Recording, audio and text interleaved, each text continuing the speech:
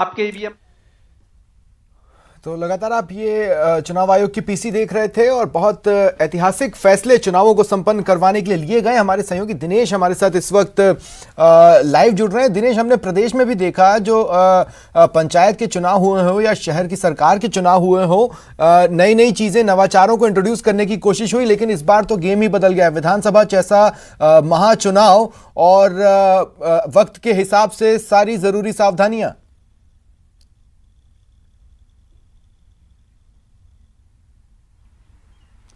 अब बिल्कुल देखिए, 5 राज्यों के चुनाव का ऐलान हो गया है और ये कहा जा रहा है निर्वाचन आयोग की ओर से कि कोविड प्रोटोकॉल की पालना के साथ में जो है ये चुनाव करवाए जाएंगे। लेकिन बहुत बड़ी चुनौती होगी ये कोविड काल में जिस तरीके से चुनावों का ऐलान किया गया है, तो बहुत बड़ी चुनौती। कुछ ही देर में हमारे साथ में मंत्री प्रताप सिंह खाचरियावास भी जुड़ेंगे, उनसे हम प्रतिक्रिया लेंगे कि कांग्रेस किस तरीके से आखिर देखती है 5 राज्यों में जो चुनाव का ऐलान हुआ है, किस तरीके से कांग्रेस देखती है और 7 चरणों में ये चुनाव होने वाले हैं।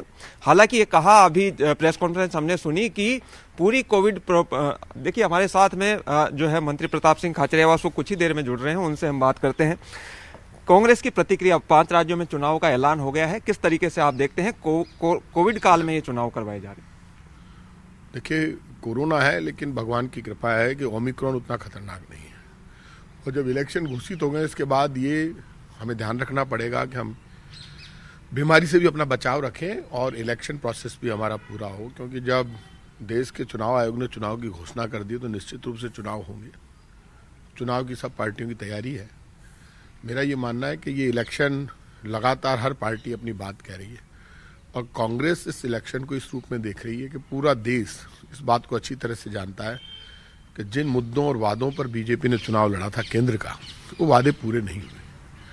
सरकार कांग्रेस की हो या बीजेपी की, जनता आकलन करती है उनके चुनाव में किए हुए पुराने वादों पर, कितने वादे पूरे हुए और कितनी अपनी बात पर वो खरे उतरे। केंद्र में बीजेपी की सरकार है, सरकार ने जो वादे किए थे उन वादों का हिसाब किताब जनता मांग रही है। यही कारण है कि आपको पता है 3 किसान बिल इनको वापस लेने पड़े, बैकआउट करना पड़ा, माफी मांगनी पड़ी देश से। तो कहीं ना कहीं बीजेपी के सामने चुनौती है पेट्रोल, डीजल, गैस सिलेंडर की महंगाई की।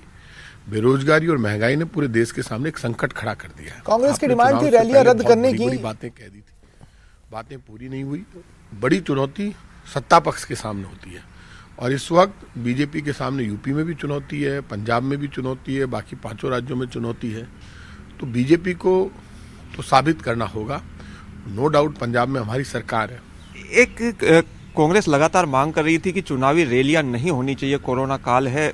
निर्वाचन आयोग ने अभी स्पष्ट किया है कि 15 जनवरी तक सभी रैली, पदयात्रा, नुक्कड़ सभाएं ये सब बैन रहेंगी और उसके बाद आगे जो है वो डिसीजन लिया जाएगा।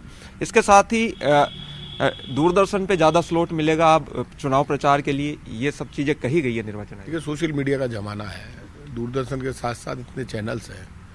चुनाव आयोग ने रोक लगा दी तो रोक को सब मानेंगे, क्योंकि चुनाव आयोग से तो कौन पंगा लेगा।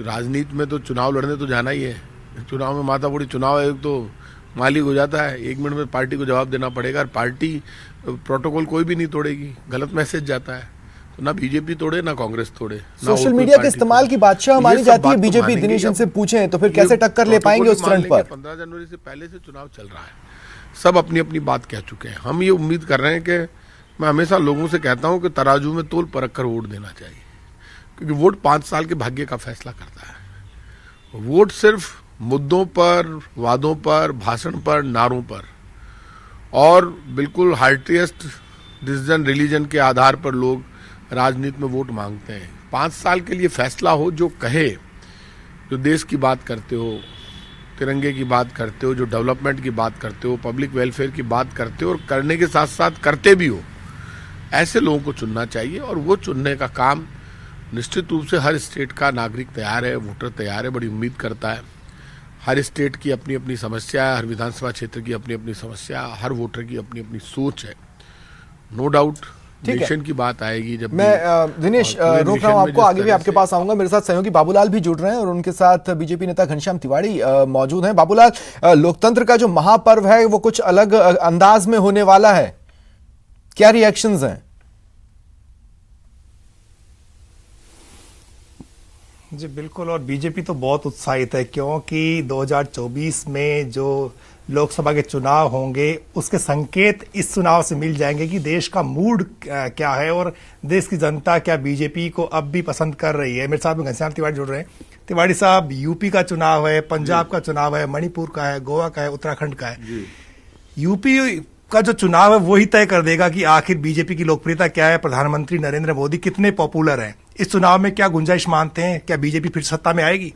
देखिए, ये बात तो बिल्कुल स्पष्ट है कि भारतीय जनता पार्टी न केवल उत्तर प्रदेश में बल्कि उत्तराखंड में भी, गोवा में भी और पंजाब में भी सबसे बड़ी पार्टी के रूप में उभर कर सामने आएगी। और ये जो चुनाव हैं वो मोदी जी के नेतृत्व में लड़े जा रहे हैं, लेकिन ये राज्य सरकार ने जो काम किए उत्तर प्रदेश में, उन राज्य सरकार के काम और राज्य में कानून व्यवस्था और राज्य में आतंकवाद और उनकी समाप्ति और वहां दंगे न होना, ये सब मुद्दे इस प्रकार के बन गए हैं जिसमें भारतीय जनता पार्टी की जीत निश्चित माने गए। उत्तर प्रदेश और पंजाब में किसान आंदोलन का मुद्दा भी खूब छाया रहा। बीजेपी के लिए कई जगह मुश्किलें भी खड़ी रहीं। हाल ही में पीएम मोदी जब पंजाब के दौरे पर गए तो काफी राजनीति हुई और अब उसके बाद में बीजेपी देश भर में कांग्रेस के खिलाफ धरने प्रदर्शन कर रही है, धिक्कार दिवस मना रही है। आपको क्या लगता है, ये जो घटनाक्रम हुआ इसका फायदा क्या बीजेपी को मिलेगा? देखिए, घटनाक्रम का लाभ और हानि ये तो अलग बात है, लेकिन ये जिस प्रकार से घटनाक्रम हुआ है वो भारत के इतिहास में एक राज्य सरकार द्वारा और एक पार्टी द्वारा किया गया सबसे घृणित कार्य में माना जाएगा। तो क्या पंजाब में आपको कोई सियासी फायदा होता हुआ दिख रहा है इसका? पंजाब का चुनाव में भारतीय जनता पार्टी और अमरिंदर सिंह के गठबंधन के बाद में। बाबूलाल, सवाल दरअसल मेरा यह है कि देखिए, अभी 15 जनवरी तक तो चुनाव आयोग ये देखेगा कि किस तरह के हालात हैं कोरोना को लेकर, उसके बाद डिसाइड करेगा कि आगे रोड शो रैली को लेकर किस तरह की बात क्या छूट दी जाए या नहीं। लेकिन हम ये जानते हैं कि बीजेपी के लिए अगर प्रधानमंत्री मोदी कहीं जाकर रैली करते हैं तो उनके पक्ष में हवा बन जाती है, फिर भले ही वहां पर जमीन में कैसी भी स्थिति हो। रैलियों की परमिशन नहीं मिली और प्रधानमंत्री मोदी फुली फ्लेजेड अगर नहीं उतर पाए मैदान में तो फिर बीजेपी उसकी भरपाई कैसे करेगी? ये तो बहुत बड़ा टेस्ट हो जाएगा उनके कामों का।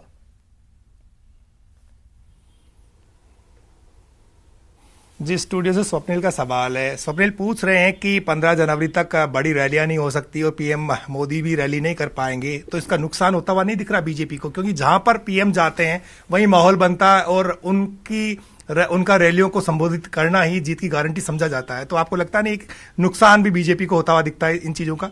देखिए, भारत का चुनाव आयोग विश्व में सबसे बड़ी चुनाव कराने वाली मशीनरी और विश्व में सबसे बढ़िया चुनाव आयोग के रूप में माना जाता है। जब अभी अमेरिका के चुनाव हुए थे तो उन्होंने भी कहा कि हमको भारत के चुनाव की पद्धति को और उसकी प्रक्रिया को देखना चाहिए। और आज जिस प्रकार से मुख्य चुनाव आयुक्त ने घोषणा की है, उन्होंने बिना लाभ हानि देखे किसको लाभ है किसको नुकसान है, डिजिटल और वर्चुअल माध्यम से 15 तारीख तक सब चीजों पर प्रतिबंध लगाया है और 15 के बाद में पुनः स्थिति की समीक्षा करेंगे और समीक्षा के बाद वो निर्णय करेंगे। जहां तक प्रधानमंत्री जी का दौरे का सवाल है, उसका लाभ तो मिलता ही है, उनके नाम का भी लाभ मिलता है, लेकिन वर्चुअल रैलीज के द्वारा और डिजिटल माध्यम के द्वारा भी उनके द्वारा किया गया प्रचार रिएक्शन कांग्रेस से लेना चाहता हूं। बाबूलाल, मैं दिनेश के पास जा रहा हूं। दिनेश, मैं चाहता हूं आप इस बात का रिएक्शन लें। देखिए, अगर सोशल मीडिया पर प्रेजेंस की बात करें तो बीजेपी का प्रेजेंस ज्यादा है, फैन फॉलोइंग ज्यादा है, फॉलोवर्स ज्यादा है, रीच ज्यादा है, ज्यादा बीजेपी एक्टिव है और ये जानती है कांग्रेस के काफी पहले की सोशल मीडिया को कैसे इस्तेमाल करना है। तो इस फ्रंट पर क्या रेस में 2 कदम पीछे से कांग्रेस नहीं दौड़ रही होगी? पूछें उनसे।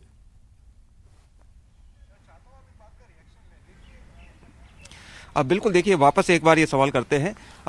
सोशल मीडिया की आपने बात कही थी, फिर वही बात कि बीजेपी इस फ्रंट पर हमेशा आगे रहती है और कांग्रेस की अगर बात करें, कांग्रेस जो है वो प्रयास कर रही है कि सोशल मीडिया पे टक्कर दी जाए। ये जो चुनाव है इसमें भी सोशल मीडिया की काफी भूमिका रहने वाली है। कांग्रेस को आप कहाँ पाते हैं इसमें, और खासतौर से यूपी जैसे बड़े राज्य हैं, इनमें कांग्रेस की कितनी उम्मीदें आप देख रहे हैं पंजाब, उत्तर प्रदेश जैसे राज्यों में?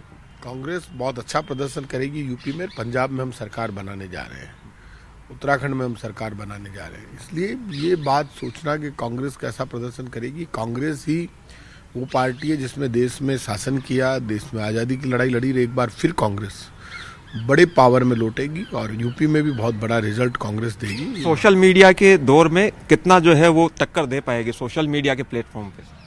कि सोशल मीडिया में कांग्रेस कहीं कमजोर नहीं है। कांग्रेस के लाखों कार्यकर्ता है जो सोशल मीडिया पे काम करते हैं, लेकिन इसके अलावा एक बड़ा फायदा कांग्रेस को है, बीजेपी के खिलाफ इस वक्त देश की जनता खड़ी है, किसान खड़ा है, मजदूर खड़ा है, विद्यार्थी खड़ा है।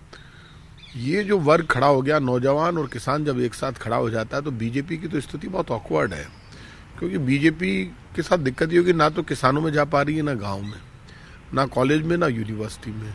बीजेपी तो सिर्फ सोशल मीडिया से पूरे देश को वापस जीतना चाहती है। तो सोशल मीडिया को उन्होंने टारगेट किया, क्योंकि जनता में जाने से बीजेपी डरने लगी है। पहली बार ऐसा हुआ जब प्राइम मिनिस्टर को अपनी साख बचाने के लिए सुरक्षा का बहाना करना पड़ा, जबकि इस देश में बड़े आश्चर्य की बात है कि जब प्रधानमंत्री थे आदरणीय राजीव गांधी जी, आज हमारे बीच में नहीं रहे, उनको बम से उड़ा दिया, प्रधानमंत्री थे, तो आपको पता है जब एक बार परेड का निरीक्षण कर रहे तो उनके बट मार दी थी एक सैनिक ने, उन्होंने उसको माफ कर दिया था। कितना बड़ा सुरक्षा में चूक हुई थी, तो क्या पूरी बटालियन को सस्पेंड कर देते और हंगामा कुछ नहीं, बड़ा इश्यू नहीं बना। इंदिरा जी भाषण दे रही थी, उनके नाक पे लगी, उनकी नाक टूट गई।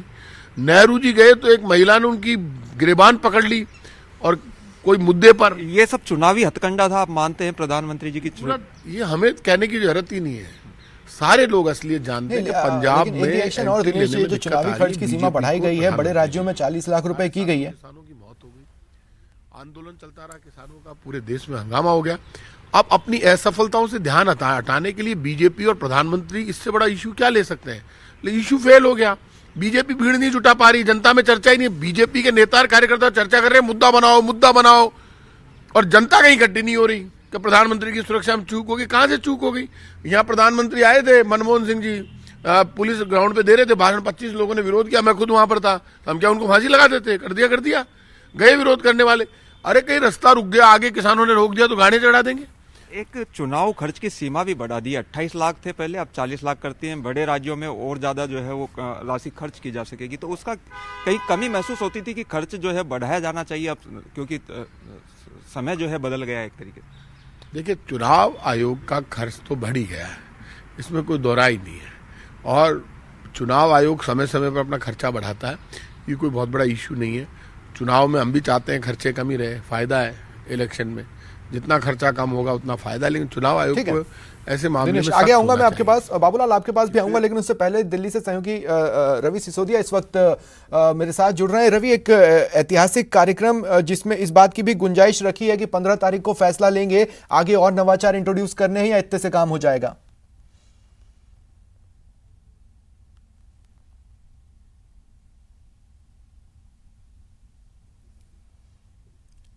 रवि, सुन पा रहे हैं मुझे?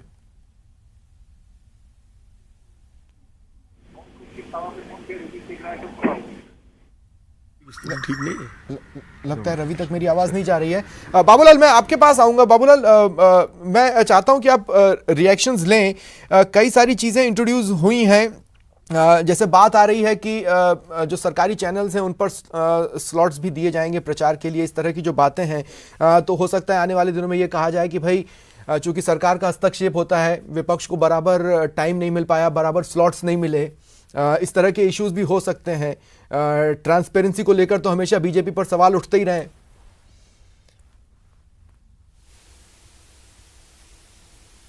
जी बिल्कुल। तिवारी जी, ये बताइएगा कि चुनाव में प्रचार के लिए जो सरकारी टीवी है उस पर भी स्लॉट मिलेगा राजनीतिक दलों को, आप क्या मानते हैं? इसे एक फेयर और यानी कि निष्पक्ष जो चुनाव मतदान प्रणाली होती है उसको यानी कि उसको लेकर के और लोगों को जागरूक करने की दिशा में जो कदम उठाया जाता है चुनाव आयोग का, वो कामयाब कदम है? देखिए, चुनाव आयोग ने जो इस बार ये तय किया है कि आकाशवाणी और दूरदर्शन पर स्लॉट्स पार्टियों के बढ़ा दिए जाएंगे, दुगने कर दिए जाएंगे। इससे दो काम होंगे, एक तो उनको जो बार बार पब्लिक में जाकर पब्लिक की रैली करनी पड़ती है उससे, दूसरा अपनी बात को संचार माध्यमों से आम मतदाता तक पहुंचाने के लिए बहुत ही बढ़िया काम होगा। और ये काम कर कर चुनाव आयोग ने दो काम किए, एक तो खर्च चुनाव का जो है वो कम कर दिया, और दूसरा आम आदमी तक पार्टी के सिद्धांत, निचार और नीतियां जो है वो ठीक ढंग से पहुंच जाएगी। राजस्थान के नेताओं की साख भी दांव पर लगी होगी। गजेंद्र सिंह शेखावत जो है वो पंजाब में मोर्चा संभाल रहे हैं, प्रभारी हैं। यूपी में भी सुनील बंसल हैं, दूसरे बड़े नेता राजस्थान के वो लगे हुए हैं। लगता क्या राजस्थान के लिहाज से इस चुनाव को आप कितना महत्वपूर्ण मानते हैं? यहाँ के नेताओं का परफॉर्मेंस अच्छा रहेगा? देखिए, भारतीय जनता पार्टी के जहां भी चुनाव होते हैं, राजस्थान के कार्यकर्ताओं की उपयोगिता वो स्वयं प्रमाणित करते हैं। चला है घनश्याम तिवारी जी और प्रताप सिंह खाचरियावास जी, उन दोनों का, और साथ ही बाबूलाल और दिनेश, आप दोनों का भी मैं धन्यवाद करता हूं हमारे साथ जुड़ने के लिए और तमाम बातचीत के लिए। तो एक वक्त था